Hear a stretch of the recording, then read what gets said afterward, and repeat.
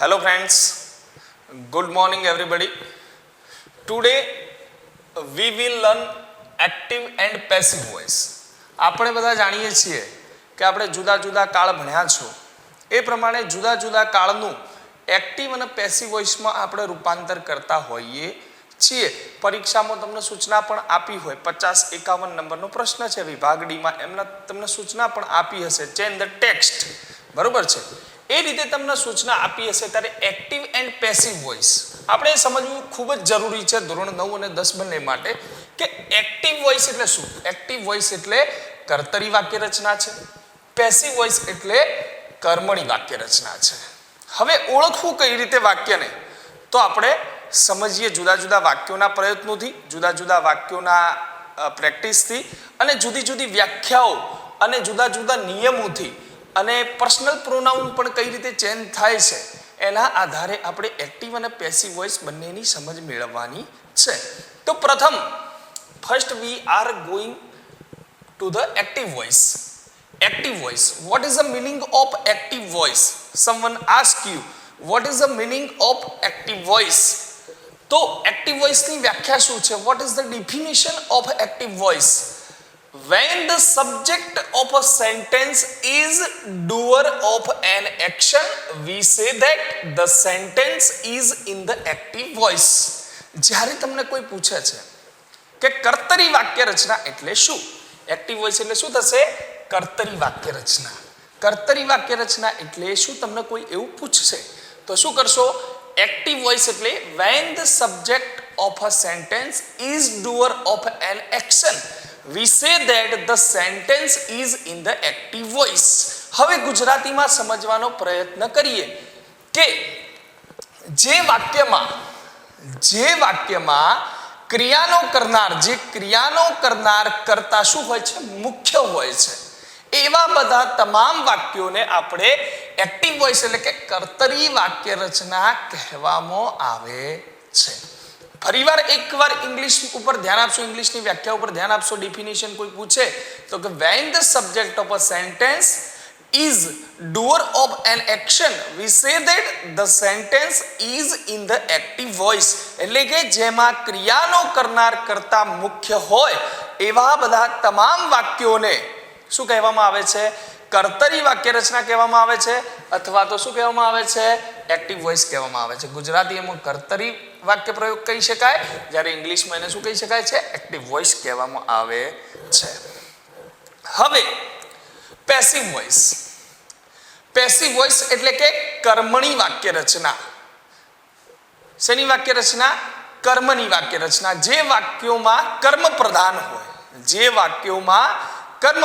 હોય, જેમાં કર્તાનું મુખ્ય સ્થાન ન હોય પણ કર્તાની જગ્યાએ કર્મ સ્થાન લે છે એવા તમામ વાક્યોને આપણે કર્મણી વાક્ય રચના કહીશું. તો કર્મણી વાક્ય રચનાની આપણે ઇંગ્લિશમાં વ્યાખ્યા જોઈશું. તો એ પ્રમાણે શું છે પેસિવ વોઇસ? તો when the subject is not the doer of an action, બરોબર છે, જ્યારે કોઈ કર્તા વાક્યમાં મુખ્ય હોતો નથી અથવા તો મુખ્ય ક્રિયા કરતો નથી, but something is done to it, પણ બીજું જ કોઈક કરે છે એટલે કે કર્મ કંઈક કરે છે, the sentence is said to be in the passive voice. તેવા તમામ વાક્યો બધા શેમાં જશે? કર્મણી વાક્ય રચના કહેવામાં આવે છે ને પેસિવ વોઇસ કહેવામાં આવે છે. એટલે કે જે વાક્યમાં ક્રિયાનો કરનાર કરતા મુખ્ય ન હોય, કર્તાનું સ્થાન કર્મ લે છે એવા બધા તમામ વાક્યોને આપણે કર્મણી વાક્ય રચના કહીશું. હવે ખ્યાલ આવ્યો what is the difference between the active voice and passive voice? તો આ બંને વ્યાખ્યા છે, એ બંને વ્યાખ્યાના મારફતે આપણે સમજાવી શકશું કે એક્ટિવ વોઇસ કોને કહેવામાં આવે છે અને પેસિવ વોઇસ કોને કહેવામાં આવે છે. જે વાક્યમાં, ટૂંકમાં ગુજરાતીમાં સમજાવું છું, જે વાક્યમાં ક્રિયાનો કરનાર કરતા મુખ્ય હોય એટલે પ્રધાન હોય, મુખ્ય, એવા બધા તમામ વાક્યોને એક્ટિવ વોઇસ એટલે કે કર્તરી વાક્ય રચના કહેવામાં આવે છે. બીજી ડેફિનેશન છે પેસિવ કન્સ્ટ્રક્શન એટલે કે પેસિવ વોઇસ. તો પેસિવ વોઇસ એટલે કે જે વાક્યમાં ક્રિયાનો કરનાર કરતા એક્ટિવ વોઇસમાં મુખ્ય હતો, પેસિવ વોઇસમાં મુખ્ય હોય નહીં, એટલે કે કર્તાનું સ્થાન કર્મ લે છે એવા બધા તમામ વાક્યોને આપણે શું કહીશું? કર્મણી વાક્ય રચના કહીશું. તો તો હવે નેક્સ્ટ પોઈન્ટ ઉપર પોઈન્ટ્સ ટુ રિમેમ્બર એના ઉપર જઈશું. Points to remember. હવે પોઈન્ટ્સ ટુ રિમેમ્બરમાં પહેલો પોઈન્ટ તમને આપ્યો છે. પહેલો point, the object of the verb in the active voice becomes the subject. ટૂંકમાં લખ્યું છે subject in the passive voice. ફરીવાર એકવાર ધ્યાન આપજો. બરોબર, the object of the verb in the active voice become the subject in the passive voice. હવે કર્તરી વાક્ય રચનામાં એટલે કે એક્ટિવ વોઇસ જે કર્તરી વાક્ય રચનાનું કર્મ છે. હવે હું તમને એની રીત સમજાવું આખી કે સાદા વર્તમાન કાળનું એક SVO પેટર્ન આપણે જોઈ લઈએ છીએ. Subject, verb, object. આ એક્ટિવ વોઇસ છે, આ પેસિવ વોઇસ કરીએ આપણે. હવે શું કીધું છે? The object of the verb in the active voice, the object of the verb in the active voice becomes the subject in the passive voice. હવે પેસિવ વોઇસમાં તે શું થઈ જશે? સબ્જેક્ટ થઈ જશે. આ ઓબ્જેક્ટ જે છે એ શું થઈ જશે? સબ્જેક્ટ બની જશે. એટલે ઓબ્જેક્ટ શું થશે? આગળ આવશે. શું થશે? આગળ આવશે. હવે અને આ લાસ્ટમાં લખવાનું છે. જ્યારે ગુજરાતીમાં હું તમને સમજાવું કે કર્તા હોય છે, પેસિવ વોઇસમાં આપણે લઈ જવું હોય ત્યારે કર્તા કર્મનું સ્થાન લે છે. કર્તા કોનું સ્થાન લે છે? કર્મનું સ્થાન લે છે. કર્મ કોનું સ્થાન લે છે? કર્તાનું સ્થાન લે છે. અને લાસ્ટમાં જે લાઈન છે જોજો, the form of the verb is changed according to the tense. યોગ્ય કાળ પ્રમાણે સહાયકારક ક્રિયાપદો મુકાય છે, ટીબીના રૂપો મુકાય છે. જ્યારે સિમ્પલ પ્રેઝન્ટ ટેન્સની વાત થતી હોય તો ઇઝ એમ આર મૂકવામાં આવે છે. બરોબર છે. પ્રેઝન્ટ કન્ટિન્યુઅસની વાત થતી હોય તો એમ ઇઝ આર બીંગનો ઉપયોગ કરવામાં આવે છે. પ્રેઝન્ટ પરફેક્ટની વાત થતી હોય તો હેવ હેઝ બીનનો ઉપયોગ કરવામાં આવે છે. સિમ્પલ પાસ્ટની વાત હોય તો વોઝ વેર પીપીનો ઉપયોગ કરવાનો હોય છે. પાસ્ટ કન્ટિન્યુઅસ હોય તો વોઝ વેર બીંગ પીપીનો ઉપયોગ કરવાનો હોય છે. સિમ્પલ ફ્યુચર હોય તો વિલ બી પ્લસ પીપીનો ઉપયોગ કરવાનો હોય છે. મોડલ ઓક્ઝિલરી હોય તો can, should, would, be plus પીપીનો ઉપયોગ કરવાનો હોય છે. જ્યારે ફ્યુચર પરફેક્ટ હોય ત્યારે વિલ હેવ બીન પીપીનો ઉપયોગ કરવાનો હોય છે. એમ સાદી વાક્ય રચના, ચાલુ વાક્ય રચના અને પૂર્ણ વાક્ય રચના. બરોબર છે. પ્રેઝન્ટ પરફેક્ટમાં મેં તમને જણાવ્યું કે હેવ હેઝ બીન પીપીનો ઉપયોગ કરવાનો છે. એવી રીતના જ પાસ્ટ પરફેક્ટમાં હેડ બીન પ્લસ પીપીનો ઉપયોગ કરવાનો હોય છે. અત્યારે એ બધા ટેન્સની મેં તમને અલગ અલગ પેટર્ન જણાવી, એ તો આપણે લિટરલી ભણવાનું જ છે. પણ અત્યારે શું કહેવા માંગે છે? The form of the verb is changed according to the tense. યોગ્ય કાળ પ્રમાણે યોગ્ય સહાયકારક ક્રિયાપદ મુકાય છે. હવે કાળ કયો છે? સાદો વર્તમાન કાળ છે. તો સાદા વર્તમાન કાળના ટુ બી ના રૂપ શું થશે?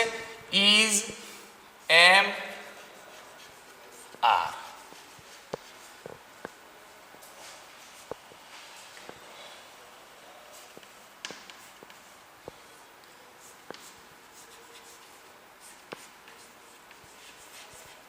હવે આપણે જોયું કે the form of the verb is changed according to the tense.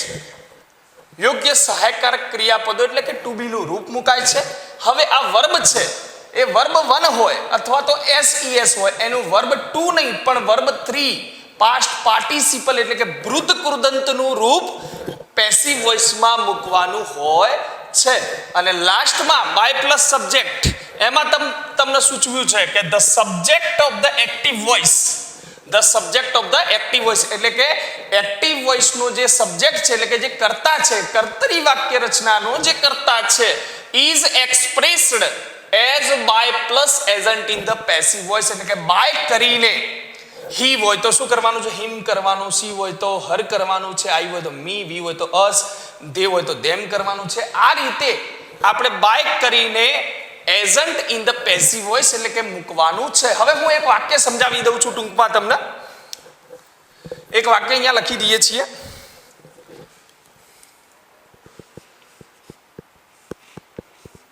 I read a newspaper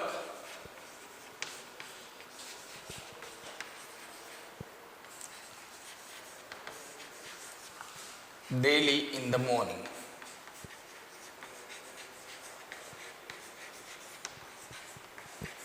બિલકુલ વાક્ય સાદું છે, આપણે જોઈ શકીએ છીએ વાક્ય કેવું છે, સાદું છે. અને વાક્ય શેમાં આવશે આપણે નક્કી કરવાનું. આ શું છે, સબ્જેક્ટ છે, પહેલા એ સમજી લેવાનું છે. પછી આ શું છે, વર્બ છે. આ શું છે, એ ન્યૂઝપેપર ઓબ્જેક્ટ છે. આ daily in the morning, daily કાળસૂચક શબ્દ છે, કીવર્ડ્સ કહે છે. KW એટલે કીવર્ડ્સ કહીશું, અને ઇન ધ મોર્નિંગ એ અધર વર્ડ્સમાં આવી જશે. હવે આપણે આ ત્રણ મુખ્ય મુદ્દા જોયા કે points to remember. Points to રિમેમ્બરમાં આપણે જોયું, હું ગુજરાતીમાં તમને સ્પષ્ટતા કરું છું, ત્રણ મુદ્દા આપણે જોયા છે, પણ ગુજરાતીમાં એની સ્પષ્ટતા કરું તો કે કર્તાનું સ્થાન કોણ લે છે, કર્મ લે છે. કર્તાનું સ્થાન કોણ લે છે, કર્મ. કર્મનું સ્થાન કોણ લે છે, કર્તા લે છે. પછી યોગ્ય કાળ પ્રમાણે, કે સાદો વર્તમાન કાળ હોય તો એમ ઇઝ આર, ભૂતકાળ હોય તો વોઝ વેર, સિમ્પલ ફ્યુચર હોય, ભવિષ્યકાળ હોય તો વિલ સેલનો ઉપયોગ કરી શકાય છે. મોડલ ઓક્ઝિલરી હોય તો કેન, શુડ, વુડ એક્સેટ્રા આપણે ઉપયોગ કરી શકીએ છીએ. બરોબર છે. યોગ્ય કાળ પ્રમાણે યોગ્ય સહાયકારક ક્રિયાપદનો ઉપયોગ કરવાનો છે. એના પછી વાક્યના વર્બનું જે ક્રિયાપદ હોય એનું વૃદ્ધ કૃદંત કરવાનું છે. ત્યાર પછી બાય પ્લસ સબ્જેક્ટ એટલે કે બાય કરીને કર્તાનો ઉપયોગ કરવાનો છે. આ તમને સ્પષ્ટ વાક્ય છે કે ભાઈ આપણે જોઈ શકીએ છીએ કે મેં વાક્ય પહેલું લખ્યું છે, આઈ read A newspaper daily in the morning. તમે સમજી ગયા કે સબ્જેક્ટ એ આઈ છે, રીડ એ વર્બ છે, એ ન્યૂઝપેપર ઓબ્જેક્ટ છે, આ કીવર્ડ્સ છે ડેલી રોજ, ઇન ધ મોર્નિંગ વધારાના શબ્દો છે. તો હવે આ સાદા વર્તમાન કાળનું વાક્ય છે, આપણે જોઈ શકીએ કે આઈ વીયુ ધી સાથે, આઈ વીયુ દે સાથે, બરોબર છે, મુખ્ય ક્રિયાપદનો ઉપયોગ કરવાનો હોય છે. આપણે બધા જાણીએ છીએ કે આને સાદો વર્તમાન કાળ કહેવાય. આ વાક્યને સાદા વર્તમાન કાળનું વાક્ય કહી શકાય. અને ડેલી એ કાળ સૂચક શબ્દ છે. પણ પહેલા આપણે જે જોવાનું તો મુખ્ય કે personal pronoun also changed in passive voice. કર્તરી વાક્ય રચનાનો, આ કર્તરી વાક્ય રચનામાં આઈ આપેલું છે તો એનું પેસિવ વોઇસમાં આપણે શું કરવાનું છે, મી કરવાનું છે. શું કરવાનું છે, જ્યારે એક્ટિવ વોઇસમાં આઈ આપેલું છે એને પેસિવ વોઇસમાં જ્યારે બાય કરીને સબ્જેક્ટ દર્શાવવાનો છે ત્યારે બાય મી થશે. પછી વી આપેલું હોય તો શું થશે, એનું બાય અસ થશે. હી આપેલું હોય તો એનું શું થશે, બાય હિમ થશે. પછી સી આપેલું હોય તો એનું શું થશે, બાય હર થશે. ઈટ આપેલું હોય તો એનું શું થશે, બાય ઈટ થશે.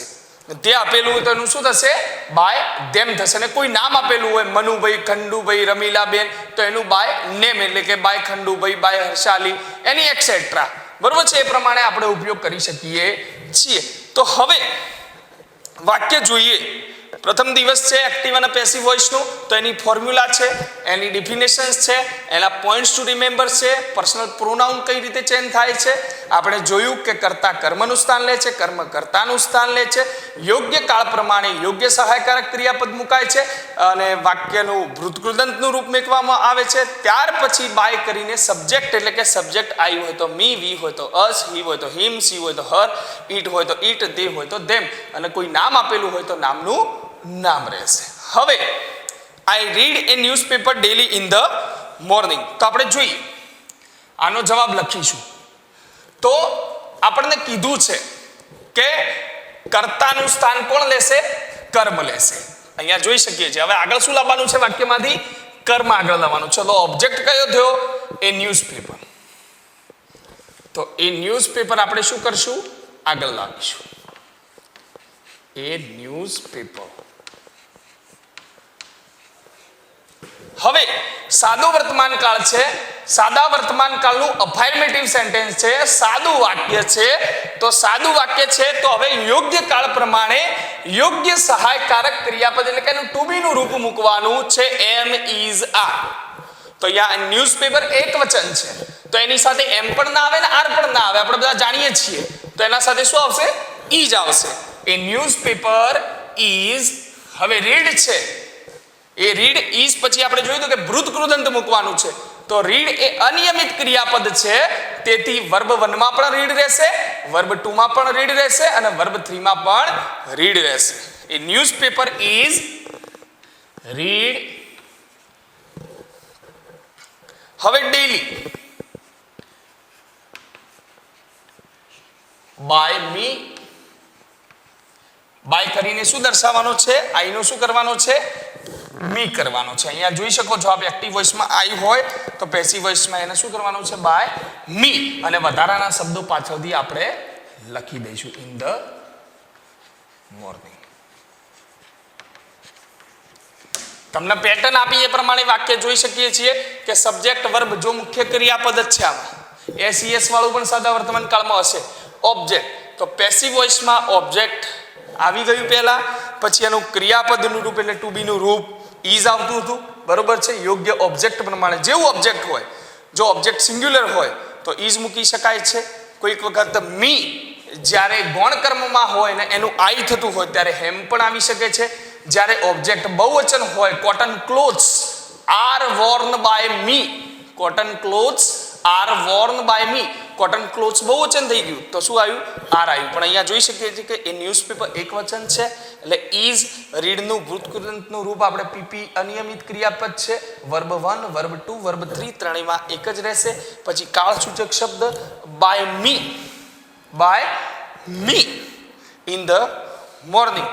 તો મિત્રો આજે આપણે એક્ટિવ વોઇસ, પેસિવ વોઇસની ડિફિનિશન, એના પછી પોઈન્ટ્સ ટુ રિમેમ્બર, એમાં અગત્યના કેટલા મુદ્દા આવે છે એ બરોબર ધ્યાન રાખવાનું છે. મુખ્ય આમાં 4 બાબતોનો સમાવેશ થાય છે કે એક્ટિવ વોઇસમાં જે કર્તા હોય છે એ પેસિવ વોઇસમાં શું બની જાય છે? કર્મ બની જાય છે. શું બની જાય છે? કર્મ બની જાય છે. એટલે કે કર્તાનું સ્થાન કોણ લે છે? કર્મ લે છે. કર્મનું સ્થાન કોણ લે છે? કર્તા લે છે. પછી જેવો કાળ હોય, મેં તમને કીધું કે સાદો વર્તમાન કાળ હોય તો એમિઝાર મુકાશે, બરોબર છે. જ્યારે વર્તમાન કાળ હોય તો એમિઝાર છે. પછી ભૂતકાળ હોય તો વોઝવેરનો ઉપયોગ કરવાનો છે અને જ્યારે ભવિષ્યકાળ હોય તો વિલ શેલનો ઉપયોગ કરવાનો છે. આ રીતે યોગ્ય કાળ પ્રમાણે યોગ્ય ટુ બીના રૂપો મૂકવાના છે. ત્યાર પછી ક્રિયાપદનું ભૂતકૃદંત એટલે કે past participle form of the verb મૂકવાનું છે. અને ત્યાર પછી બાય પ્લસ સબ્જેક્ટ એટલે કે બાય પ્લસ સબ્જેક્ટ એટલે બાય આઈ નથી મૂકવાનું. જ્યારે આઈ આપેલો હોય તો બાય મી મૂકવાનો છે. જે સમજણ આપણને આપી દીધી છે એ ત્રણ બાબતો આપણે ઉપયોગી સાબિત થાય એ રીતે સમજવાનું છે. અને પર્સનલ પ્રોનાઉન પણ કેવી રીતે ચેન્જ થાય છે એ પણ આપણે સમજી ગયા છો. અને નામનું નથી લખ્યું પણ નામ કોઈ આપેલું હોય, રમીલાબેન, ખંડુભાઈ, ટીનાબેન, તો એનું એ જ રાખવાનું છે. તો મિત્રો હવે આગળના પિરિયડમાં આપણે હવે નેક્સ્ટ જ્યારે આપણો પિરિયડ આવશે ત્યારે સિમ્પલ પ્રેઝન્ટ અને સિમ્પલ પાસ્ટ બંનેનું એક્ટિવ અને પેસિવ વોઇસ પૂર્ણ કરવાનો પ્રયત્ન કરશું. અને જ્યાં પણ આપણને સમજણ ન પડે ત્યાં આપણે ચોક્કસ કોમેન્ટ બોક્સમાં લખી શકો છો અને ચોક્કસ એનો ડાઉટ ક્લિયર કરવામાં આવશે. અસ્તુ.